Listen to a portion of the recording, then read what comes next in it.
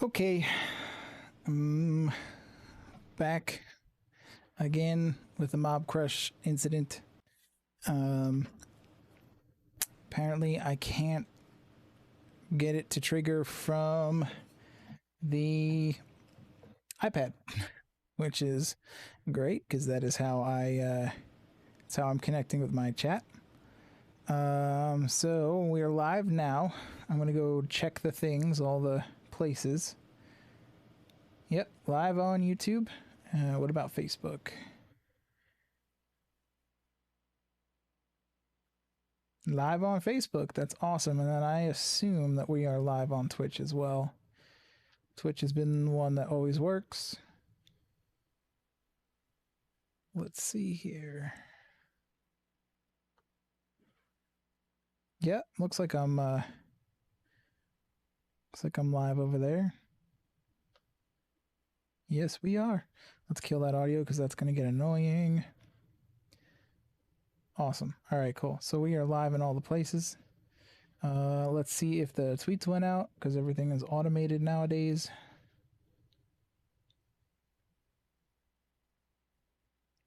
They seem to be delayed.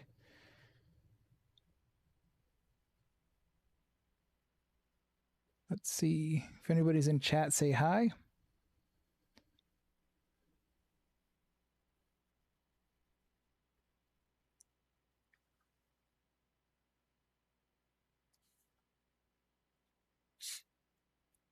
Hey, well, it looks like we got some likes on the video, which is good so far. Let's do a little bit of a post. Yeah, Ricardo, I saw that. Ricardo on Facebook. Thanks for popping in saying hi. A little bit late today. I had a bit of an issue with my graphics card. The computer was just not wanting to start up. And then, but it's all good now. And the other issue I was having was with the random routing problem. And then Mob Crush kicked my butt again.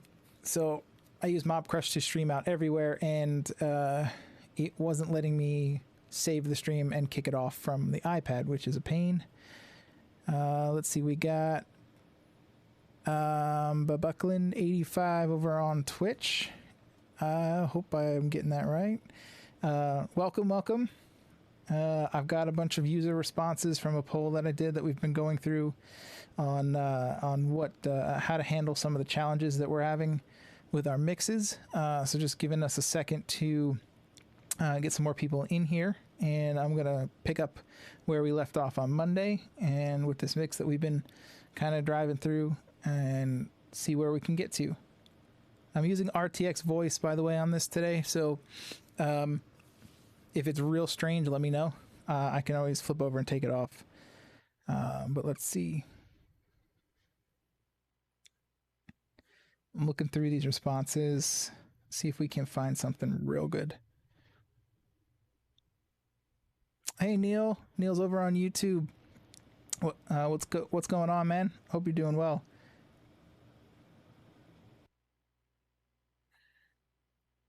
Snare plate. I see one snare plate to fit just right. What else do we have?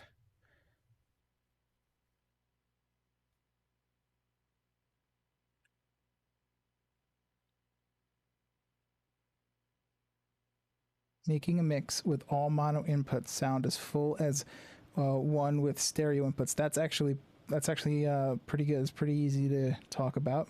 Find balance and clarity in my kick. We can go back. We haven't worked on drums in a couple days, so we can swing back around and go through that.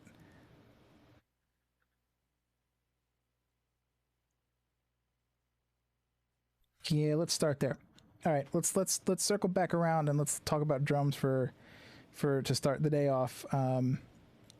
And let's see what we got here. I've got my mouse. So I'm using Pro Tools, and for those of you that are new to the stream, first off, welcome. We are live every Monday, Wednesday, and Friday. I am shooting for 5:30, and as this streaming setup gets more and more dialed in, I will be nailing that closer and closer. So just so you are aware, we've got a lot of people that come from churches and stuff. So where we, with this whole stuff that's been going on in the world, we are have been focusing on some of what they do, because there's a lot of them out there. But setting up a DAW like Pro Tools, more like a mixing console, because one, I don't have a mixing console at my house, which is fine. One day we will get there. And two, there's a few churches that are trying to do this right now. They are post mixing their recordings, and I'm trying to help them find a simple way to do that. So I've set my Pro Tools session up to look kind of like a console, where I've got a channel strip plugin happening, right? And then below that channel strip, I've got some aux ends on every channel. They're the same, just like you might find on a real console. So that's what you're looking at here. What else can I tell you about this? Before we kick off, if you have not done all the things that, you know, normal people online ask to do, feel free to do that. Give a subscribe on the YouTube channel, and the bells will give you the notifications for when we go live. But I'm also on Twitter. That's the only handle that's a little different. That's James A. Hurley. But most of the announcements will be flying down from Twitter, and then it just posts everywhere else. So you can like the Facebook page as well. We go live there, and then there's a Twitch account too if you are a Twitch user and you love hanging out on Twitch. So we're hanging out on Twitch as well. So we are everywhere. And yeah, just trying to go through mixes and get sessions in. I've got one submission already for multi-tracks that we can start working on. It's a little more of a pop song. So I'm waiting for a couple others to see if we can get some live recordings to delve into. But yeah, let's go over here to our kick, which on my sessions is the first couple of tracks always. And we are going to, I may actually need to grab a drink of water. My mouth's already dry. It's been 80 something crazy degrees here in San Diego. 88 by the time it hits noon, 86 at around 11. Yeah, pretty crazy. All right, so kick. Struggle with clarity and what would it say? Clarity and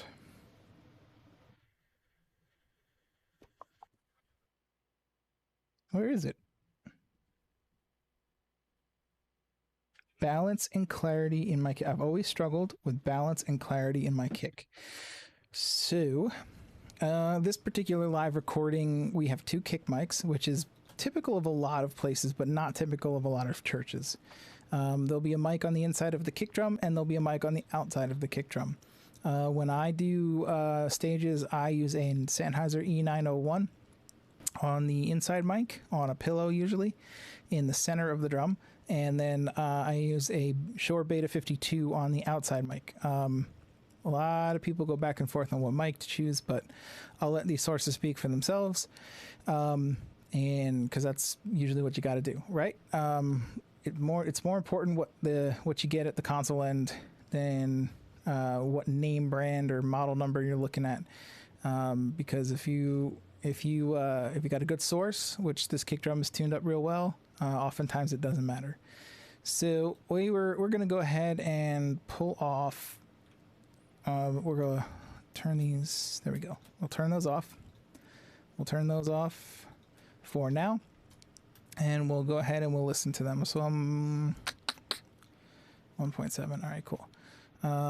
Actually, let's do it this way. Let's take the EQ out, filter out, the dynamics out, and volume out. And we will turn this back on because I want the gain. I don't want to go over gain in this one. EQ, filter, dynamics, volume.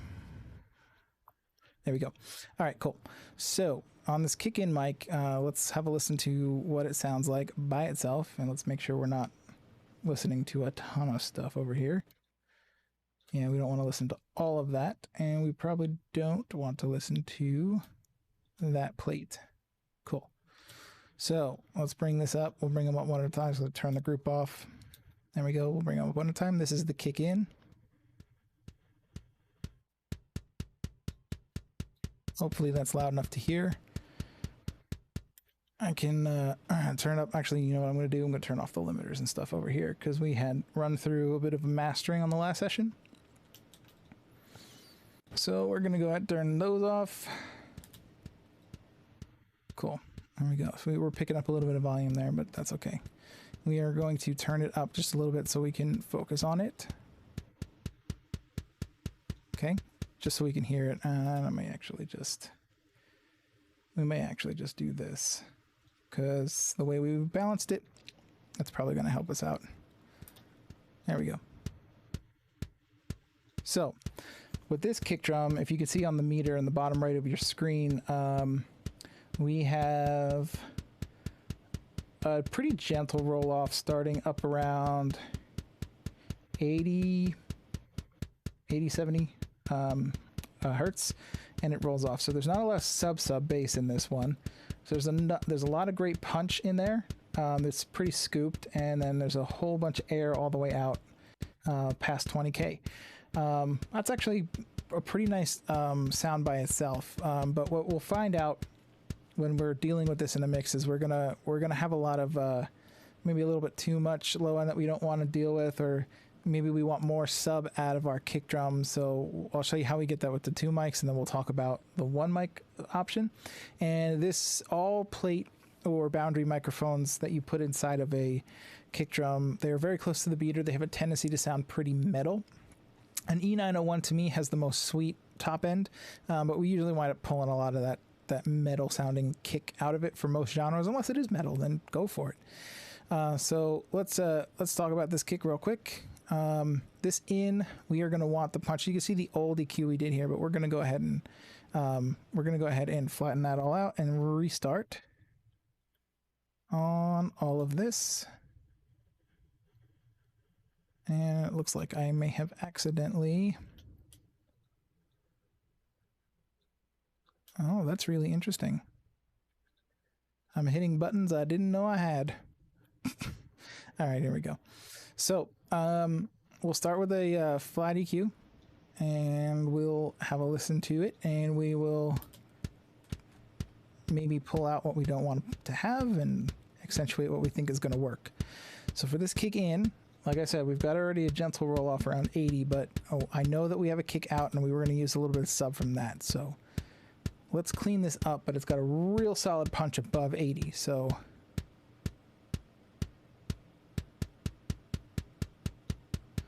using my ears, hold on a second, I'm getting phone calls from people's. Gonna have to decline. Sorry, bro. Talk to you later.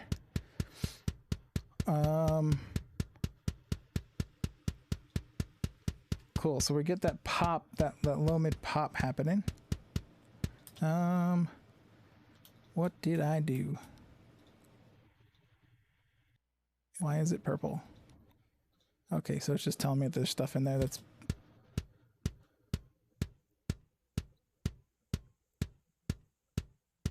Yeah, I thought that's what was happening.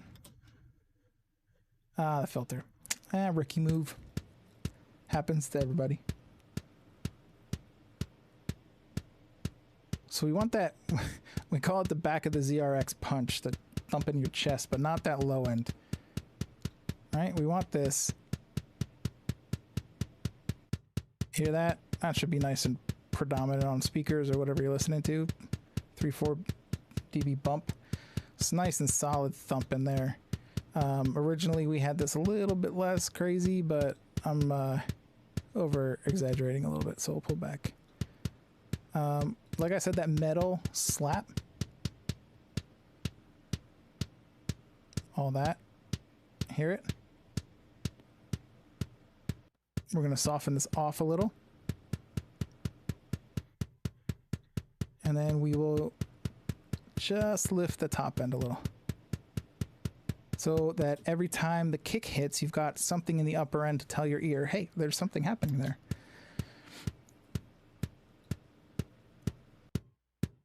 All of this right around that 300, 250 range, we're going to reserve that for the snare. We want that punch in the snare, not necessarily the kick. And that sounds like a decent EQ for that one. And now you might be thinking, okay, well, cool, but what about all that sub? Well, we got that kick out mic, right?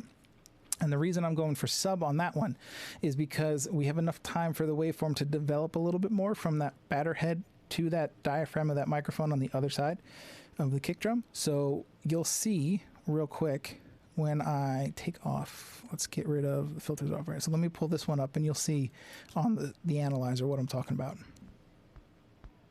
You start to see it already? Look at that. Look at that beautiful low end. 40 hertz. And that's nothing right now. We aren't EQing that mic. We aren't doing anything. All right? So, pull this baby back over here. Let's use that.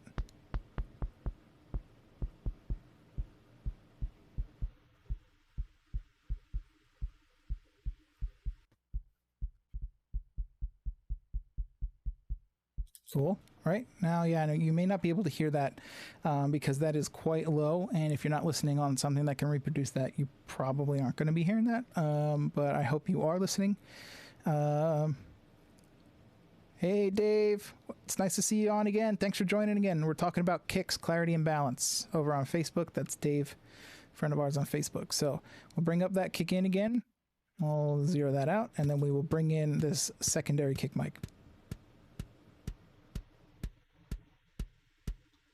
And now we've got the low end kind of feeling we had before on that original mic, but it extends much farther down. You see that? And of course, for due diligence, we will check our polarity.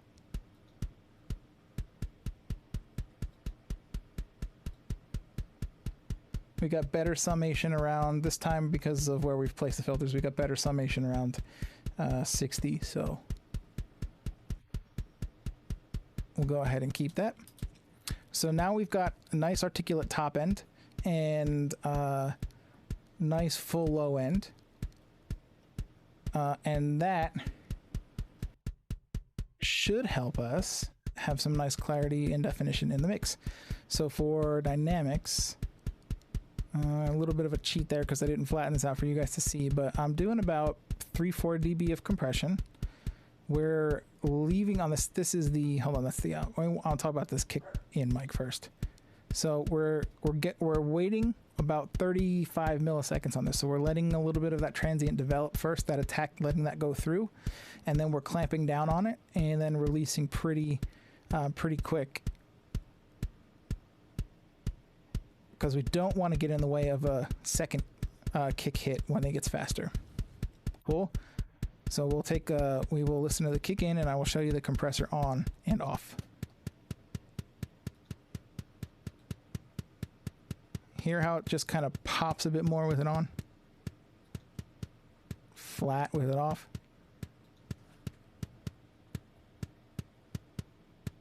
Hold on, guys. I just need to turn my chat back on because I want to see if anybody is asking questions or anything, and it just went black on me. There we go. Cool, and then I will show you the other one if you can hear it. Hopefully you can. So it's kind of tubby without the compressor. It's just kind of blah, blah, blah, blah. So we want that to actually be a little bit more punchy. So I'm doing something similar. Okay, so I'm actually accentuating that transient a little bit more. Put them back together. Nice and full. Now, I have no idea what we did on the gain compared to the rest of the drum kit. Normally when I am mixing drums, I am always listening to the overheads and the rest of the balance.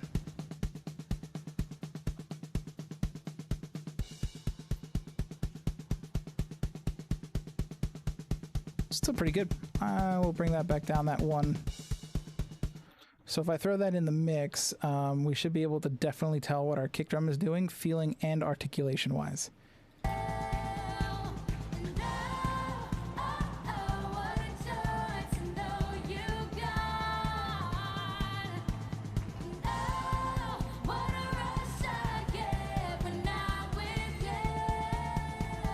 So I like that. And that snare, that kick's got that like kind of Fed style top end going on. And if we wanted it not to have so much of that, we could pull out top end.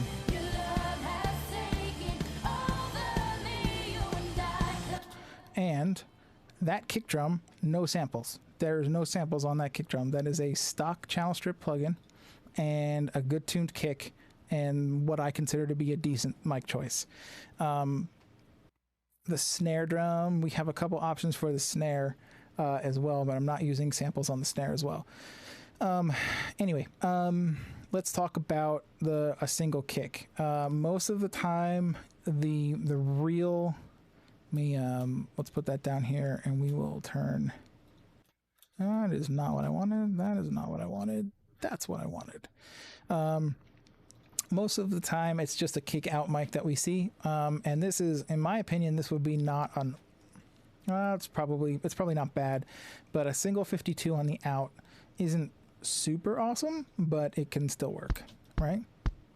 So what are we hearing? Right, and look at that EQ curve that we have on the meter, right? What we had before is we had space in that mid-range for the snare and stuff. Let's turn off this because we don't need this. And tighten up these EQs that start too wide.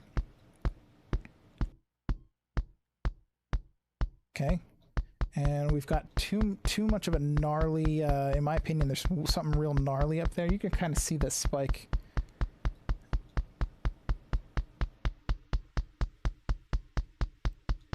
I don't like any of that. So I might pull that out, and then you can see how harsh that top end is. I mean, it just drops right off, right? So what I might do is I might try to bring, and this is all stuff I'm hearing with my ear. I'm not looking at that meter. I am hearing. That meter is too far over out of my periphery to see it, even though you guys can see it. You're not going to get a lot of what's not there. So I might just use this to lift a little bit of that curve, but I'm not going to get tons of it. Right? Now watch what happens as I pull this down a little farther.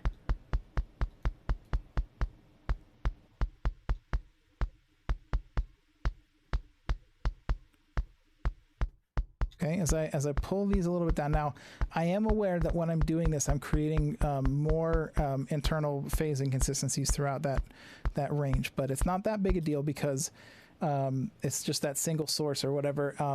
And if it's all I got, it's all I got. I'm gonna make the best choice that I can for what I have in front of me. Let's go. You can be on. Yeah, okay. And you may, depending on your tracks and your bass, you might just want to pull it. Now for the compressor, depending on the type of a transient you're getting from that single mic,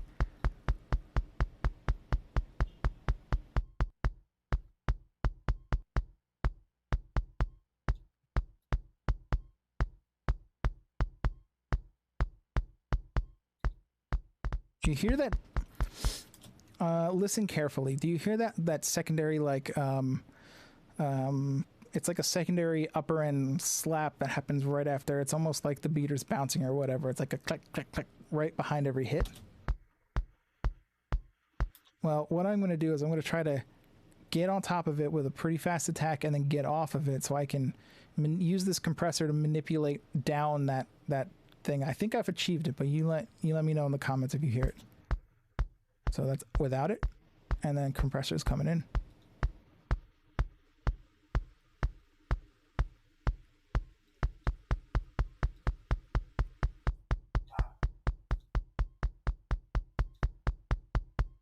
It's a subtle change. It's not going to get rid of it entirely, but in my opinion, it is helping. So if I was to only have this one mic, that might be the direction I go. Let's listen to it back in context.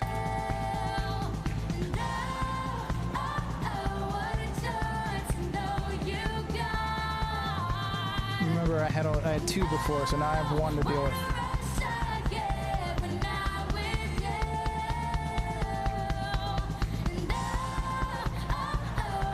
It's just not in my opinion, it's not a great sound.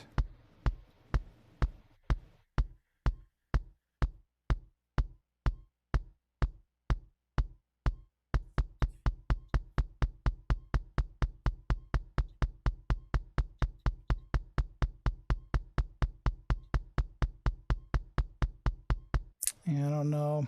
I don't know that we're going to be able to fix that. We can't fix everything on a console. We can do our best. Let me just make sure I'm not, as I'm hearing something funny. Let's make sure we're not picking up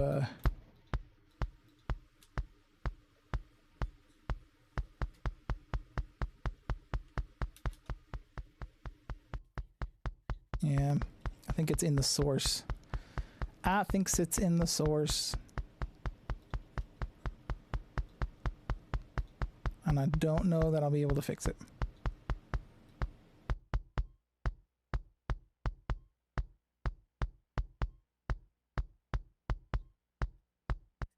Not going to be able to fix it. It's just a gnarly, it's just gnarlies.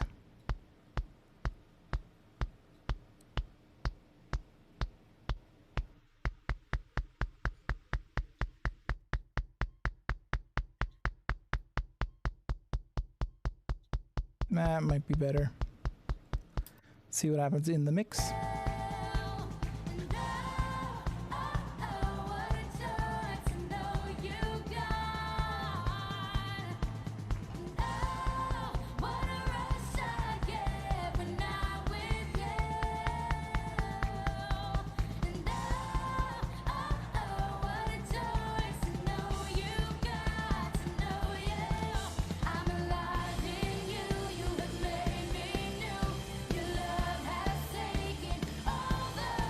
Slow it down, let that transient come through.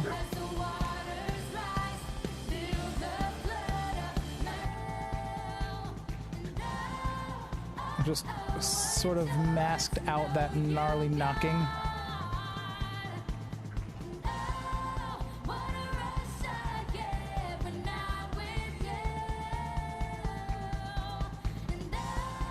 So you're gonna wind up doing a lot more work with the one mic, but it can work.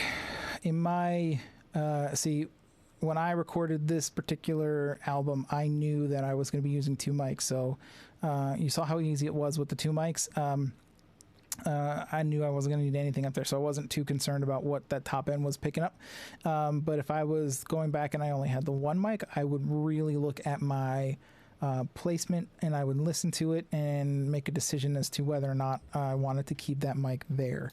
So let's go ahead, turn you back off, turn you back on, and turn those back on, turn you back on, and we'll turn these guys back on because they were better.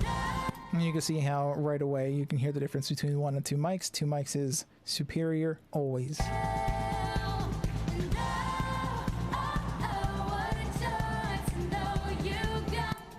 Cool. I hope that's helpful. Let's go over to these challenges that people deal with.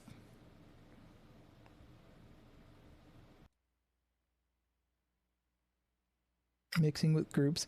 We aren't set up for groups right now, but we will. I might look at that for Friday. So somebody was saying that they usually struggle with mixing with groups and vocal effects. We might want to go over that Friday.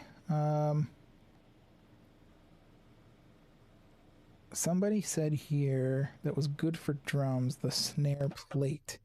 When you're looking at like reverbs and things, it's sometimes better to think in context of what you're going to do, right? So this, like I said, this is like a church broadcast mix. It's a live environment. So first thing I'm going to look at is the room that I'm in. Is it a smaller, super treated, dark room? Is it a bigger arena? What does my room look like, and how am I going to complement it, right? So if it's a nice, small, dark room, I might be using longer, lusher reverbs that are a little bit on the bright side, just to balance with the room. If it's a stadium or an arena, an indoor arena, I may not be using a single hall in the entire mix. I will probably let the arena do its thing. So it just depends on where you're at, right? With a plate, with a snare plate, somebody was asking about the snare plate, balancing in the snare plate. Normally it's best... okay, I'll tell you how I treat snare plates. So when I get a snare plate, or when I want a snare plate, what I'm looking for is to lengthen out and make the snare sound more lush and wet. So without this, and if we listen to just our drums,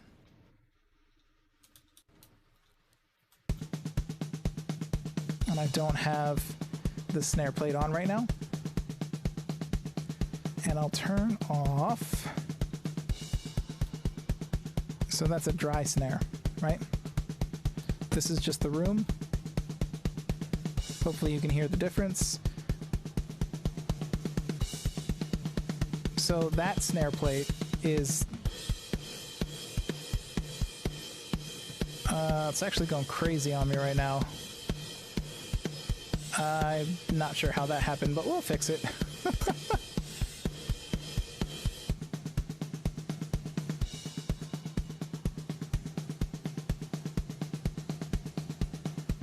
Wait for that groove to kick back in for this, which is in another 16 bars or so. So I put a compressor on my gate, or on my my plate, so that I can get the initial transient squashed out and lengthen it out a little bit.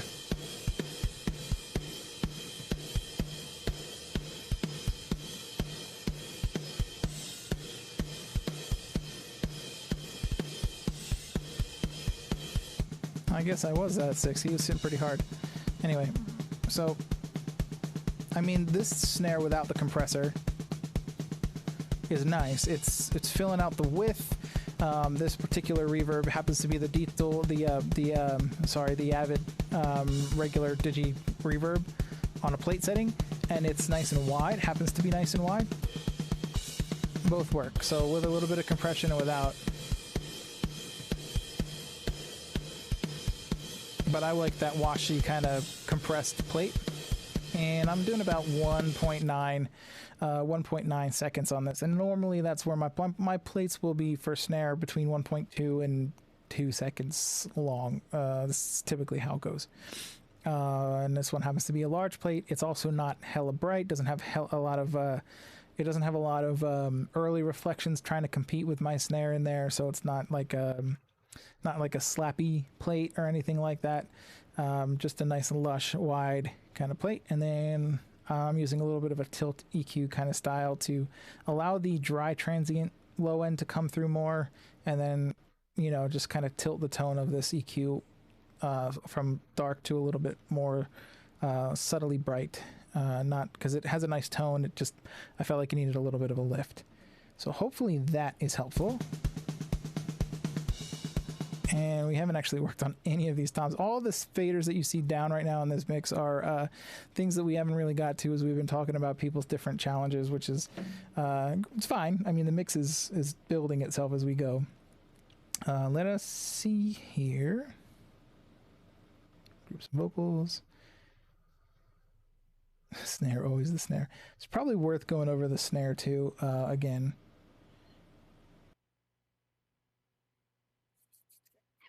Just looking through these, getting a seat for the bass and the keyboard. We kind of did that. We kind of spent some time talking about that. Okay, so we'll look at toms and we'll look at the snare, but if you guys have any questions or things that you want to see demonstrated, or challenges that you would like to talk about, throw them in the comments on Facebook or the chat on Twitter or YouTube. But for the toms, I'm going to go head over to our toms here. Now, if I'm correct, because I produced this, yes. Okay, so granted, I'm going to be full disclosure on this. There's a little bit of cheating here because this was a produced live album, which means that we have gone ahead and trimmed out the horrible cymbal bleed on some of these tom grooves. So we are... Let's go somewhere where we can really focus on. All right, let's do this. This couple of bars here might be worth it. Okay, so yep, there's that delay ringing back on us. So we'll focus on the tom, or first tom. Come on, and then I always want to hear my overheads with this because I need to hear the phase relationship. Okay. Okay, let's go in and let's drill in a little bit, right? Because this is why we asked the drummer to play to play the toms for us individually during a sound check because we don't have a large amount of opportunities to hear just these individual drums over and over again. So when I do my drum sound checks, I do time for about 2 minutes, and then I do toms for about 2 minutes, and then I move on.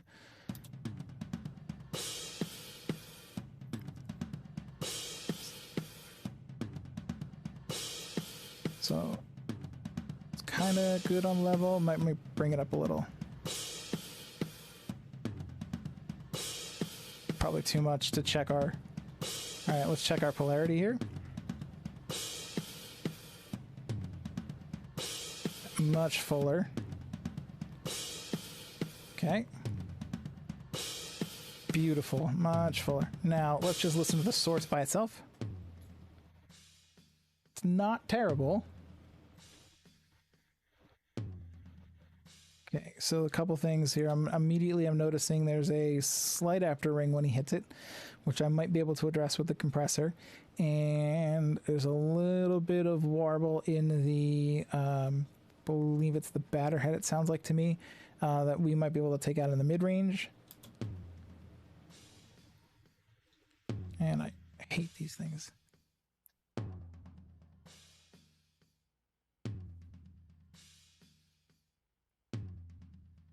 See if I like this better. Nope.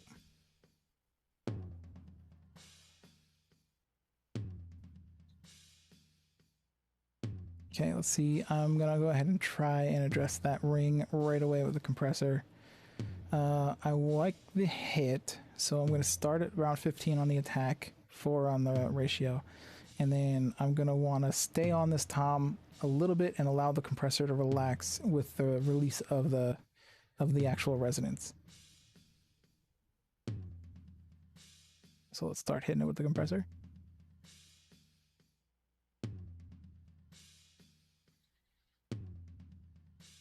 Give it back that amount.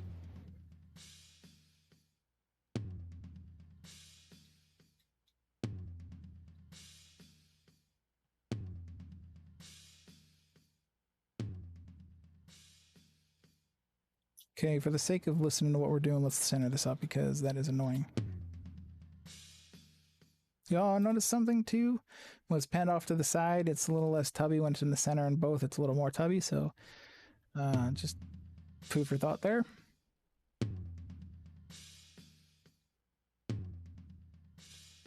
Hear that mid-range kind of wah? Trying to make it sound a little bit less obvious with the compressor.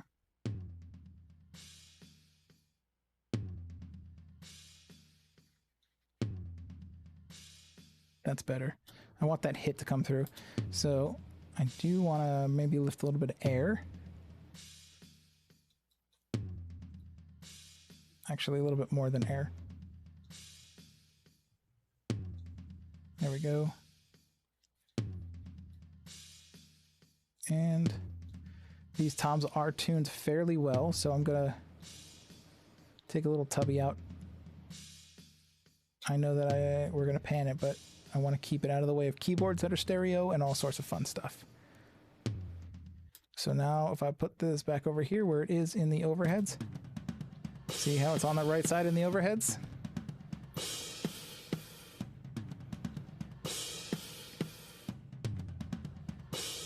Maybe too far over is too distracting.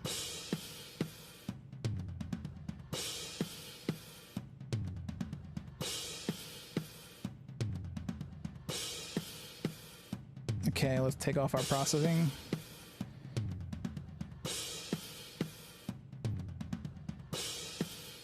See, keeping the character of it.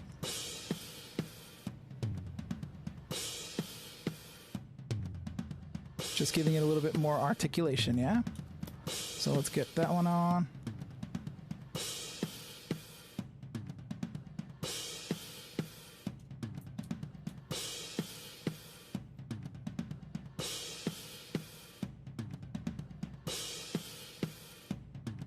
Bringing the level up, and now I'm going to check polarity. Oh yeah. Hear that? So this is regular polarity. And then I'll flip it back out of polarity. It's got a lot more depth and girth to it. And let's go ahead and listen to this guy.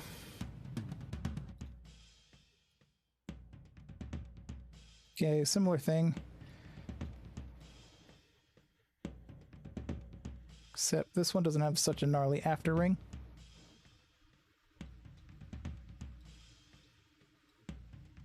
Let's see what we look like with this low end here. So coming down to about 40, so.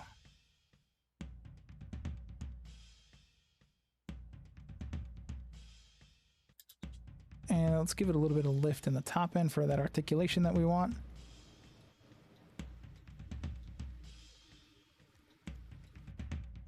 And I'm going to pull some of the plastic out. Okay, and then let's use that similar trick that we've been doing on our drums, our kicks, and our toms. Let's let that transient come through a little bit, so 20 to 30 milliseconds, and let's stay on it for a little bit of that breath.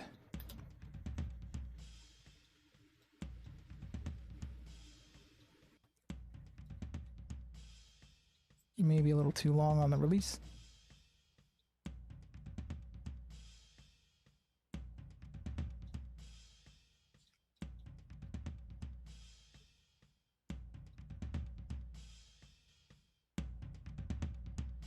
Cool. Let's listen to it together.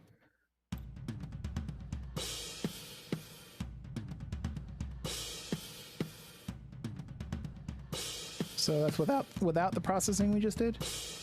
With deeper, more articulation,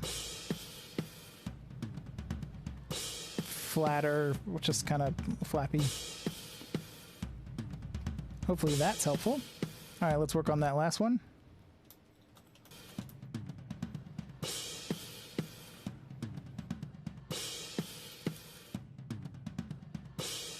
Actually, let me go double check and make sure we actually have. No, we don't. I had a feeling. All right, let's go listen to that much. That's going to give us a fair bit. Let's listen to this whole section.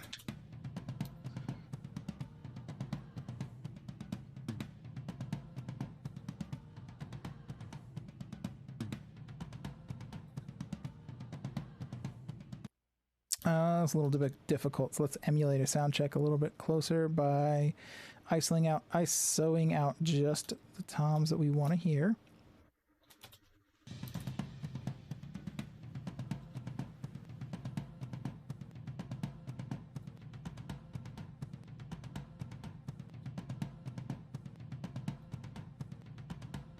I think I like it out.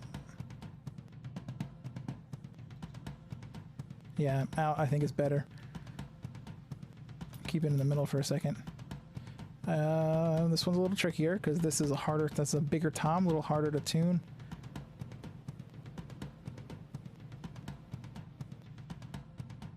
So let's get rid of some of the flap.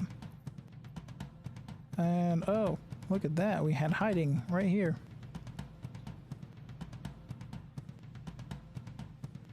And a little bit plasticky. We're picking up some articulation from the overheads anyway.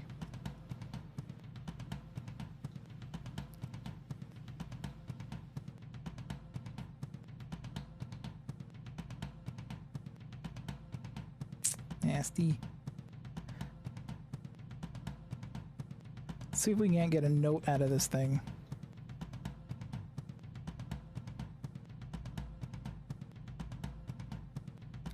That's close. We'll take some of the extra low end off. So this tom,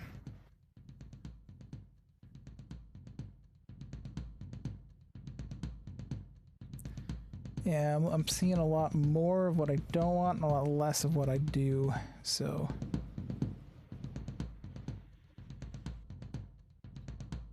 might have to get aggressive with this one. See if we can't do any better on that note, right?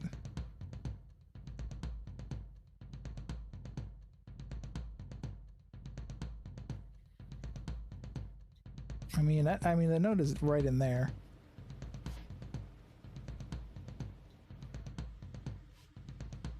You could just see how maybe the particular position that we wound up with, or the temperature differential over the day, or practices. The microphone position is just really not picking up that resonance that we would want. I would probably, if I had the opportunity, I'd probably go change the mic position on that slightly.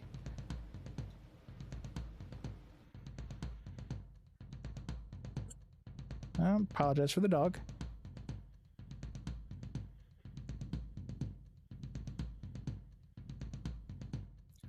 This area here is going to have some decent punch in it, so I'm trying to be careful not to take too much out.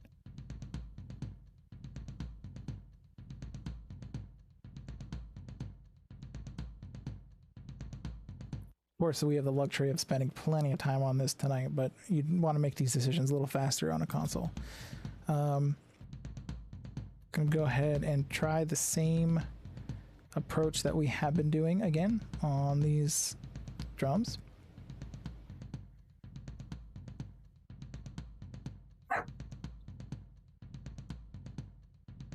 Okay, now I'm making so many changes that I really prefer to hear this in context again. So let's go ahead and put that back in.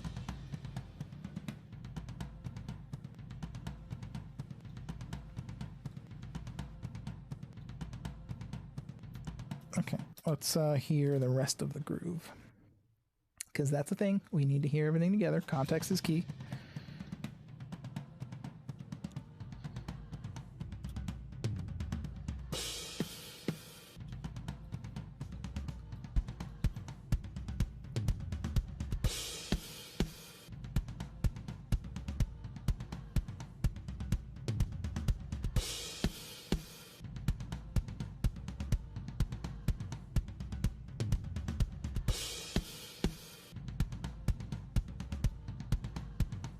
Cool, and then we are going to go ahead and throw our group back on so we can quickly dial in the... There we go. We'll do a... Yeah, that's fine.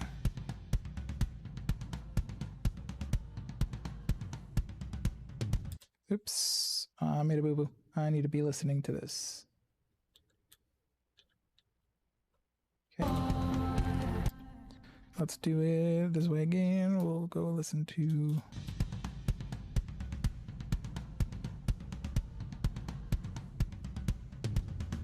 So you can see, put them in the space with everything else. This other tom's probably just a little bit too crazy. Pull it back down a little.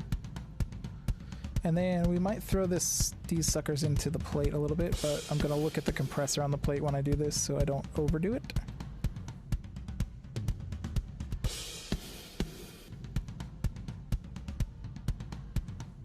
There we go. A little bit of space around those toms as well. So now we've got a full kit. And I keep doing this thing with the buttons that I don't want to do. So let's listen to that section in context. Go back out.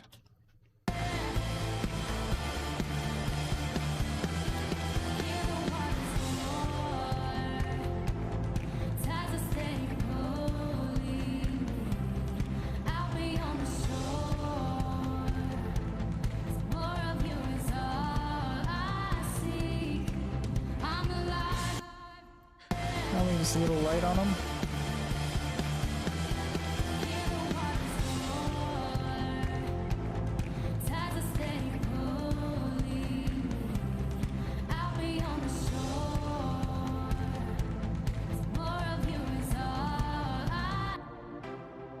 This one's fighting with those toms for me, so I might make some space in the lower mid-range again, a little bit more maybe. I'll use this low filter I haven't used yet.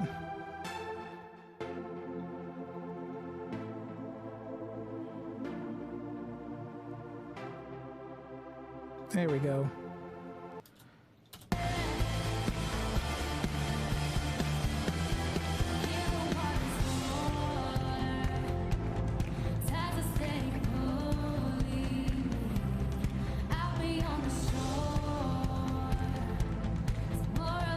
All I see, I'm alive in you.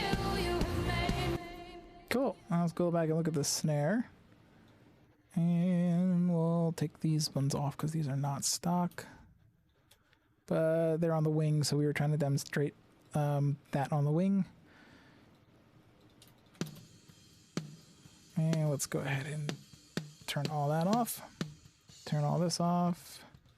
And hear what we have in context of... Not context, we just want to hear what we have on source. Let's go... Let's see. Start from here, and we'll go from here.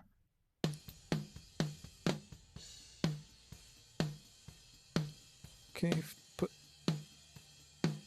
I want to... Go there, flatten you out, flatten you out, flatten you out. Cool. So this is a dynamic snare top mic. I believe it is a 57. It's got more bleed in it, cymbal bleed. Right up around that 4K area. I'll show that to you.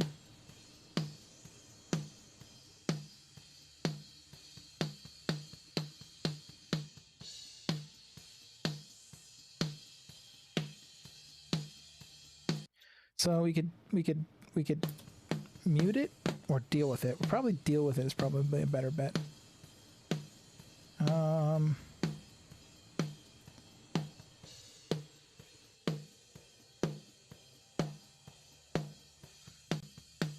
Let's tighten up that mid-range a little.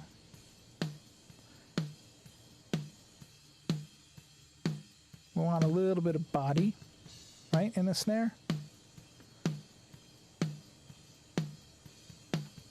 There's a cool trick we could talk about, but I don't want to do it right now. But there's a cool trick we could do with a different EQ and a different phase to get rid of that ring just above the knee frequency. But let's go ahead and cheat. All right, let's use this free filter that we have here. And I don't normally do this, but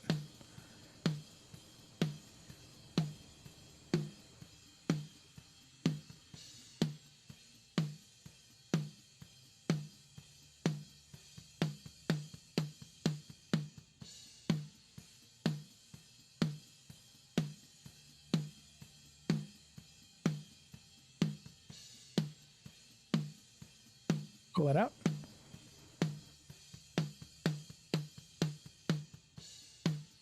Pretty decent. Probably can even come up a little higher on that. Give it some air. This is pretty typical to do on a snare.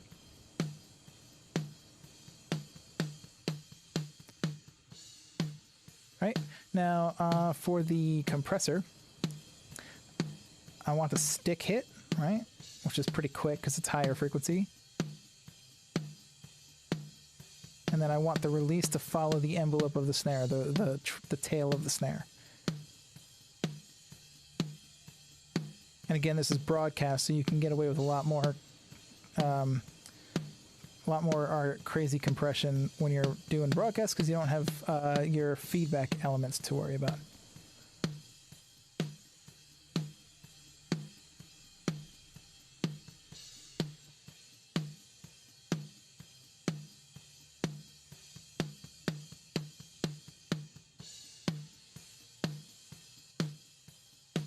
So here's the without the compressor.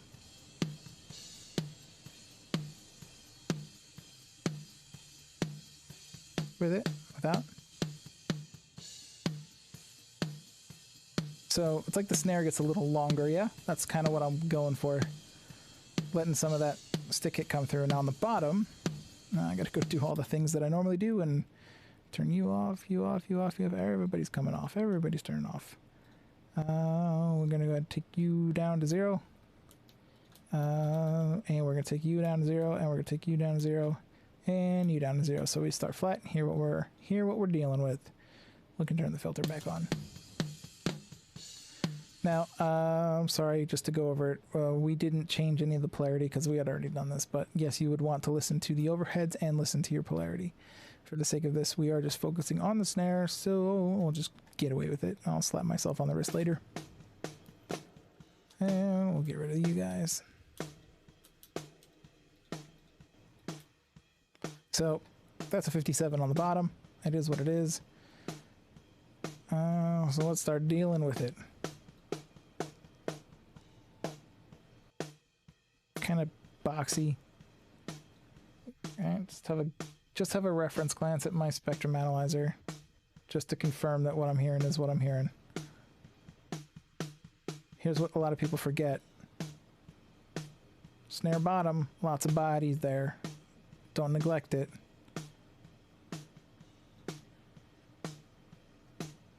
So without that EQ,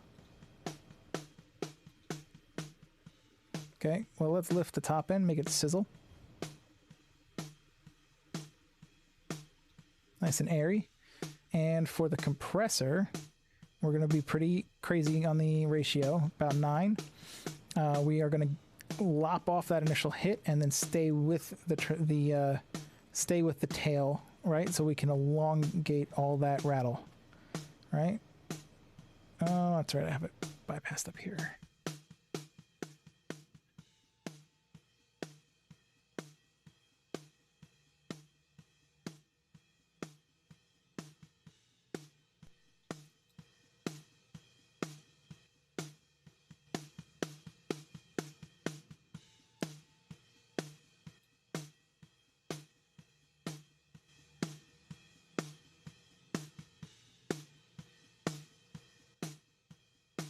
So it's like get, and then it's like longer with the compressor in. We're trying to manipulate that. So let's hear it together.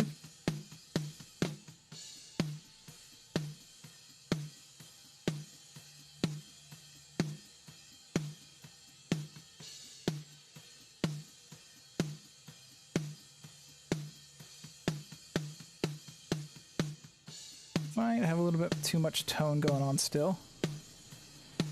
This one doesn't have a note. The snare doesn't have a note to it for this to match each song, so we kind of want to remove any predominant notes.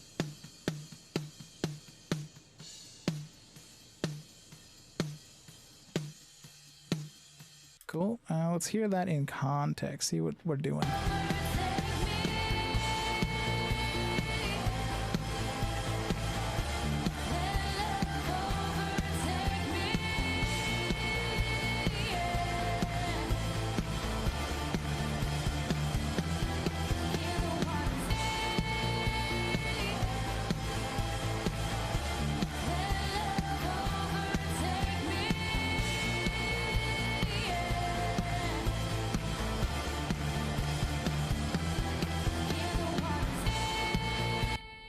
Oh, that's right, the volume.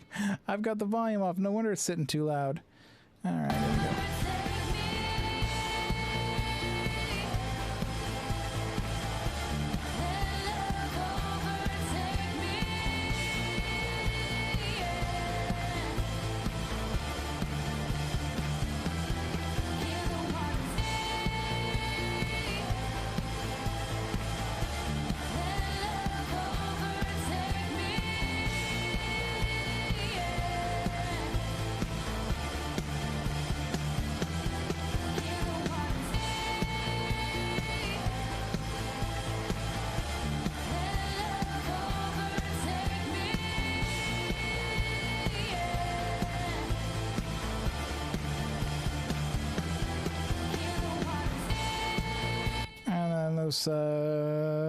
I thought this was longer than that is.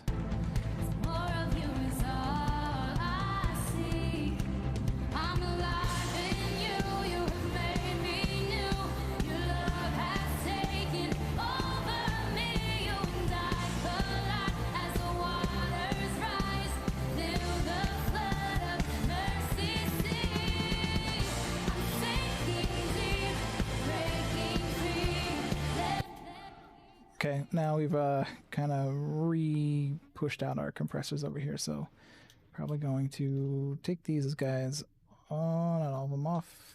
You can come off, you can come off, and oh, that's why. Derp. I'm pushing too hard into them now. That's what.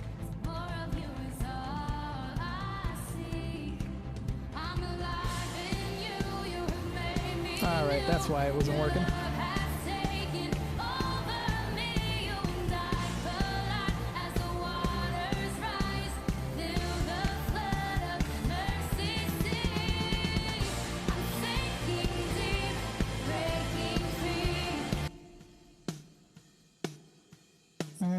snare's giving us some extra room here.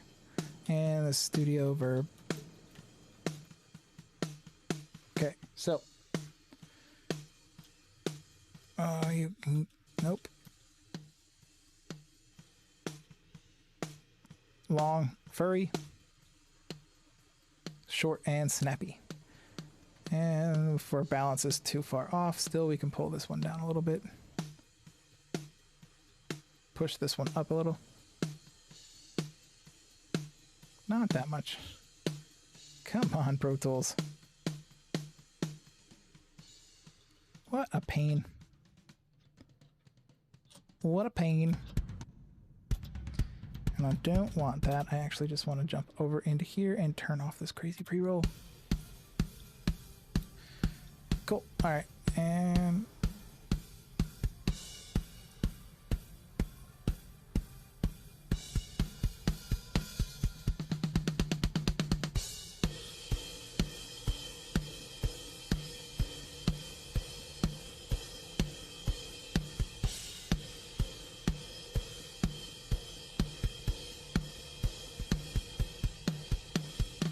bring in a bottom. I gotta turn off these notifications. Sorry, guys. There we go. Finally.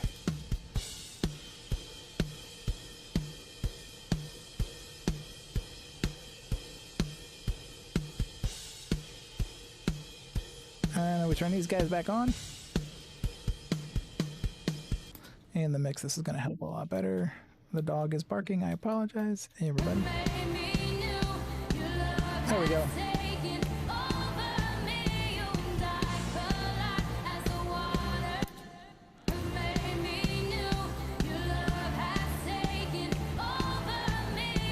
And chorus. Lots of turnarounds.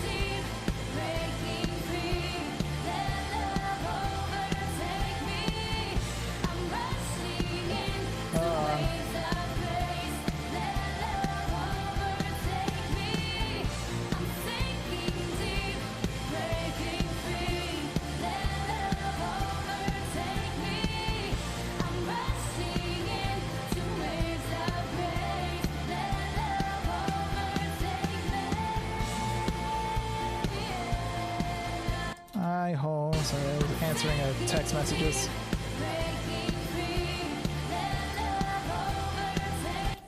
All I want is the lead. I'm trying to get to some keyboards.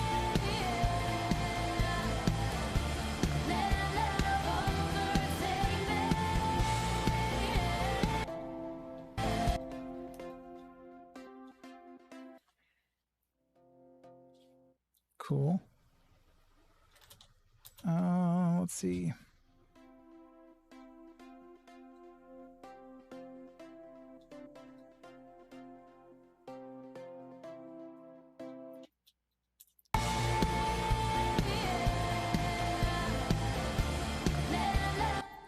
We're gonna just do a quick balance so we can hear some context.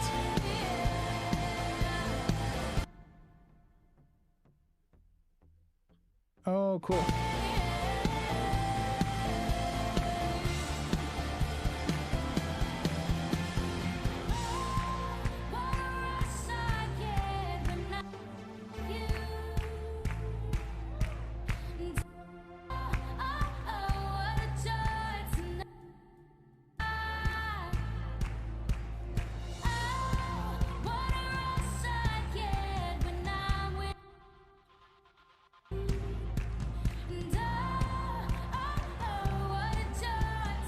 You notice I'm not doing any EQ or anything on these, I'm just balancing real quick.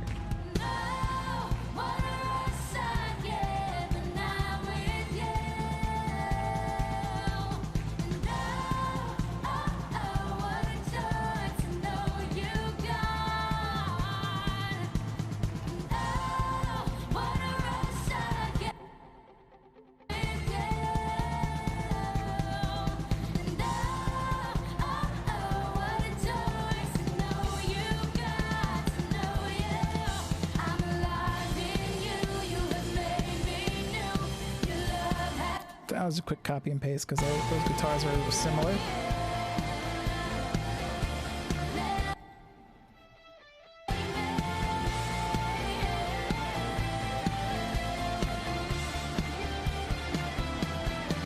I can do that because these are all actually the same guitar take session. We were doing these all in sequence. So.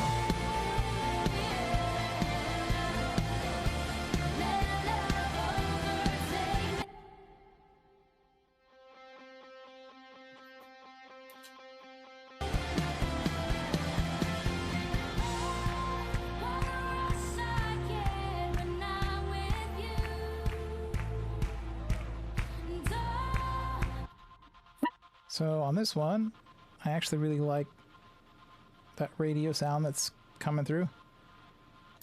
And we're gonna stick with that. And because all that stuff happens down here in the bridge, we'll go to the bridge.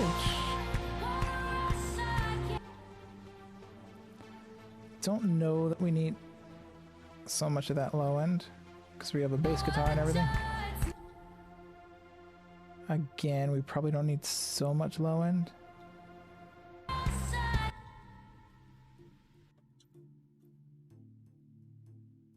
Gonna use more of a tilt style EQ on this again, which is a shelf up and a shelf down.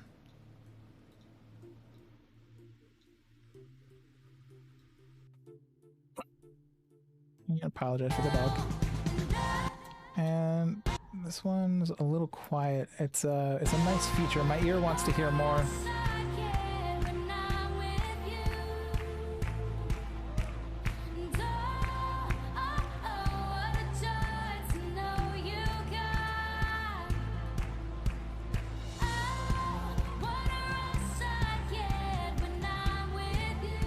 But I think it gets a little bit out of control, so.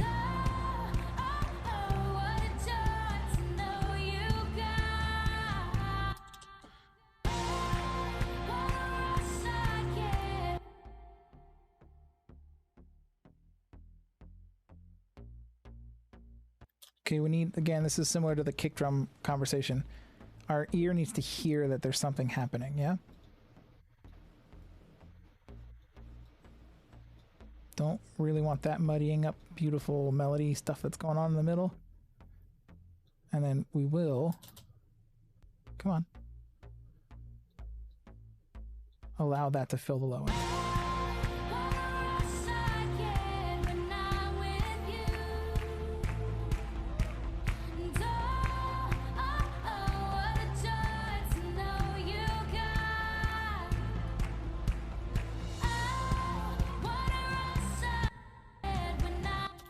Just make sure we're not going crazy on the low end.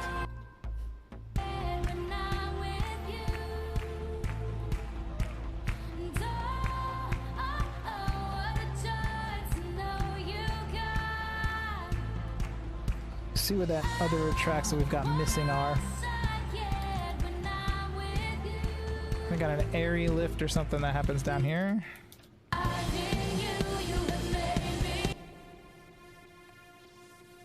Okay, it's a lot of information that's happening, yeah.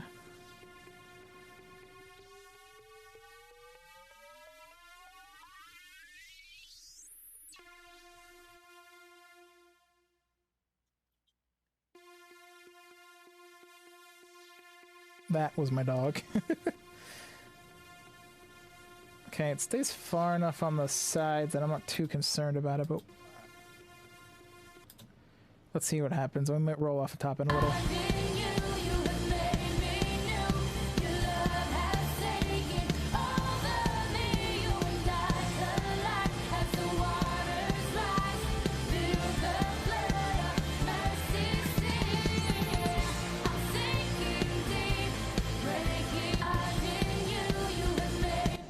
So as happens when you're a drummer, sometimes you have just a little bit too much excitement and your snare's a little too loud.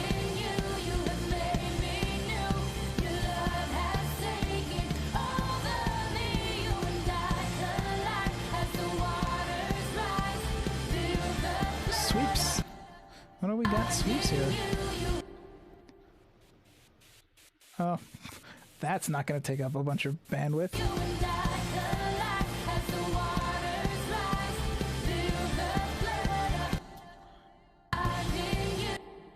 So you're going to see with these tons of keyboard tracks, I'm going to start wanting to find places to put them rather than just simply use them the way they are. What do we got here coming up here? Oh, see, that's nice. That's a nice sound effect that we want to have pop out. So can we get away with that? Let's see.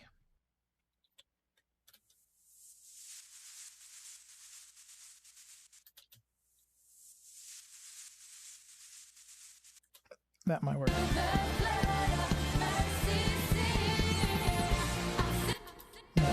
Okay, let's see what else we got. We're missing in this mix, this crazy mix with so many things going on. We got a dance groove. What's the dance groove? Kind of stays in the same spot as the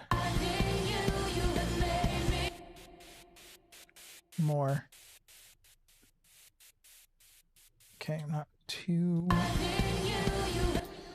concerned about white noise blasts. They're just going to take up broadband craziness. Let's see, what are we missing?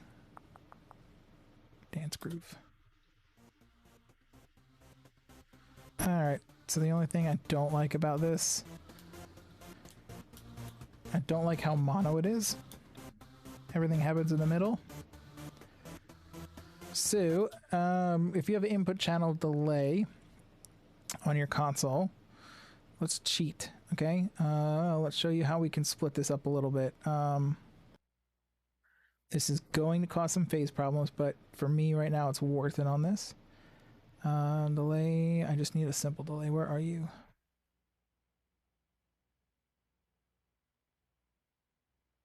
Everything seems to move. I want my old school delay.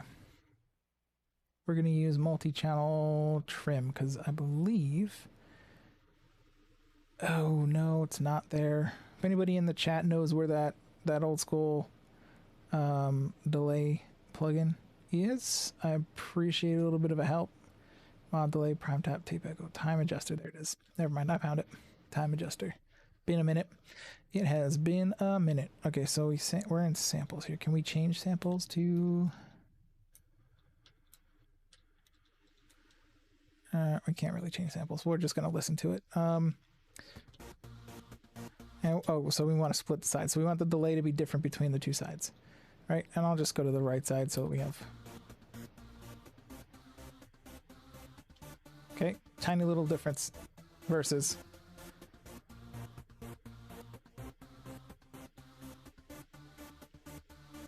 Now we can get even... We can actually get even crazier. You know what, maybe I'll show you this trick now.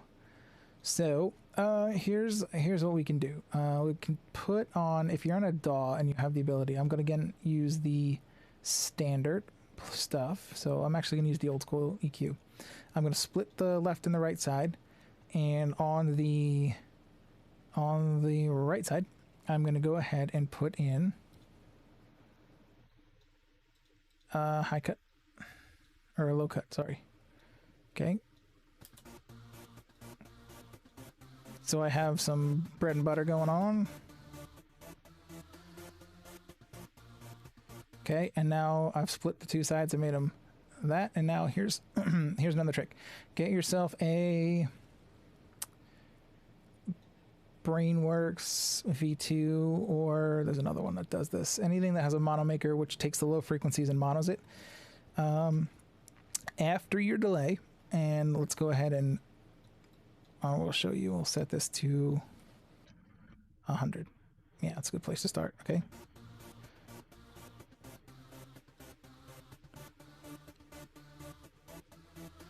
Let's go 120.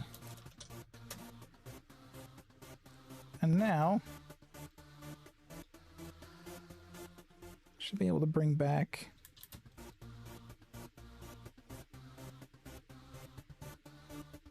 okay.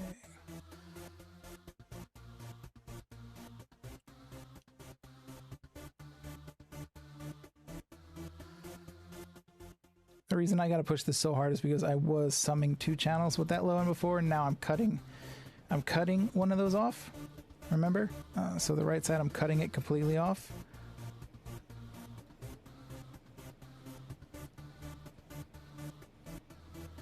There you go, 120. So I'm taking that summation, I'm bringing it back.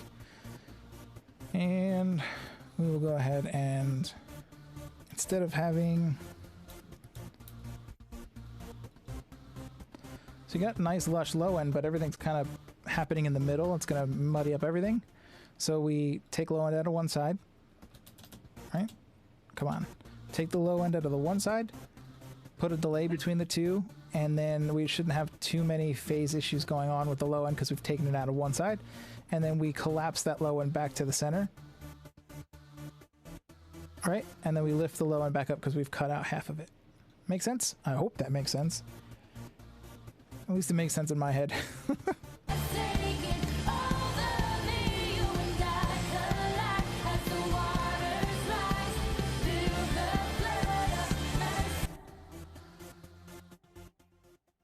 See if we can't make that punch and pop.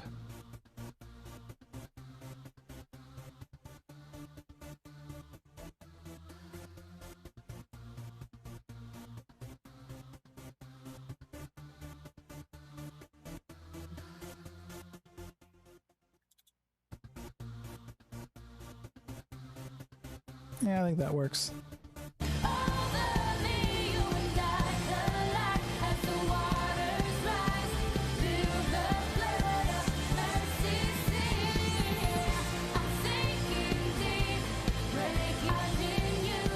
So as we add things to this, it's getting more and more messy, so we may need to make more space.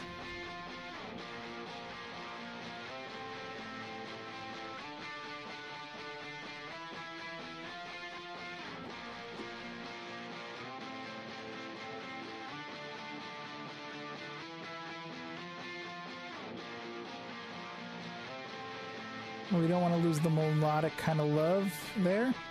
Because this is a stereo, I'm going to go ahead and copy this over to this one.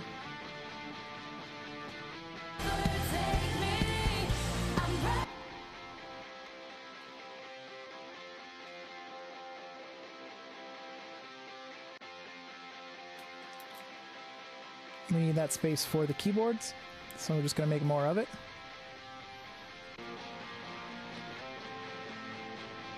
Yeah, it might be too much. As much as I love these guitars, I'm a guitar guy. We might just be pushing too much. And in my head, when I'm doing this, I'm remembering what I last heard with the rest of the mix. So I'm kind of making a quick judgments based on what I remember, and then I'll check it again.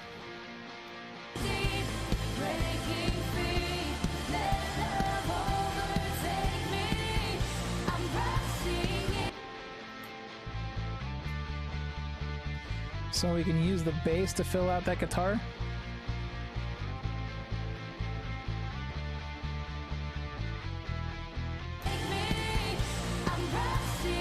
It's feeling better. Although, still feel like that's too much with that sub bass that we have. And this was part of the other question that came up with about the how do you make your bass and your keys sit together. So I'm going to cut a little off, and then I'm going to use that same trick that we did before, where I'm going to take this mono maker, and I'm going to go ahead and copy that over, and keep that mono maker focusing that low end down there in the center.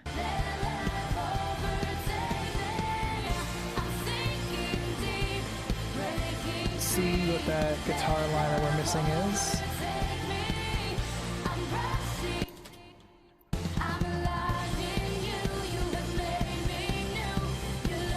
This one here, keep missing it. There it is, right there.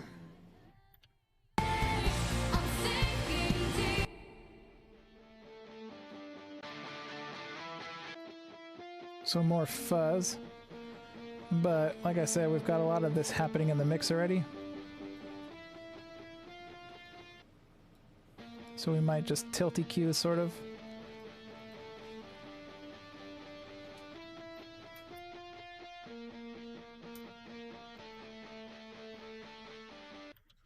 So this is meant to add just another lift to this. So you'll hear that this part is the same. And then when we get to here, we want it to lift. So this is meant to just add.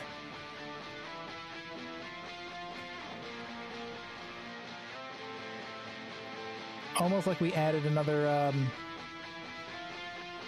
overdrive.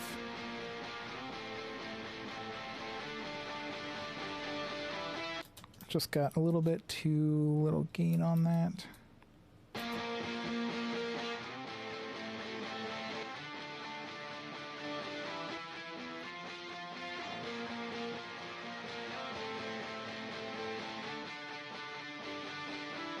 So we hear what that does in the mix, and I'll let you see it as we approach it.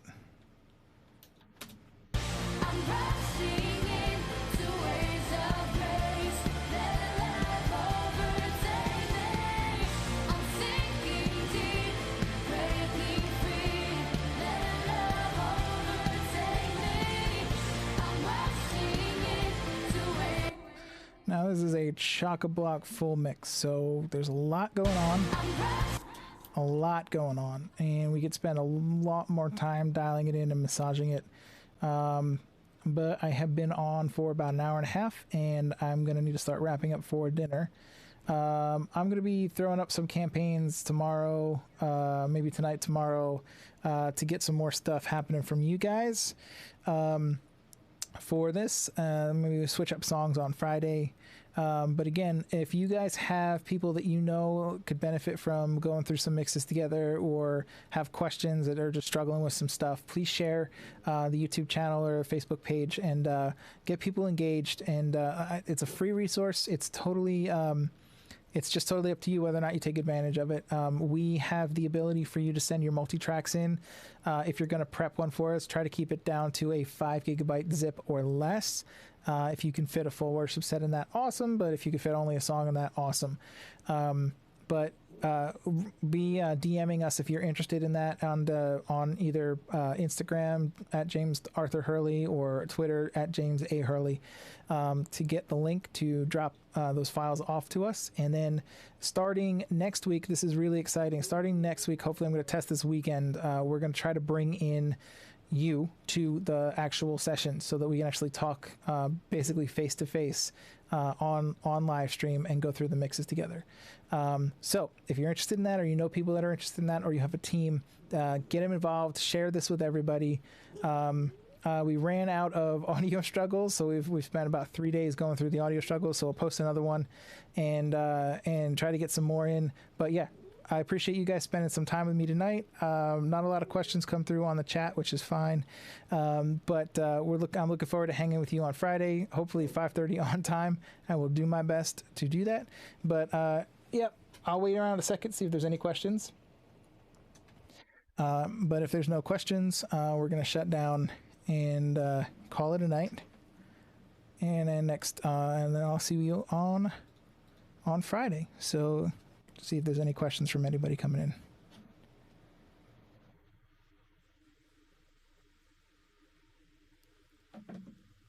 Nothing as of now. Gonna just go check the chats myself to make sure.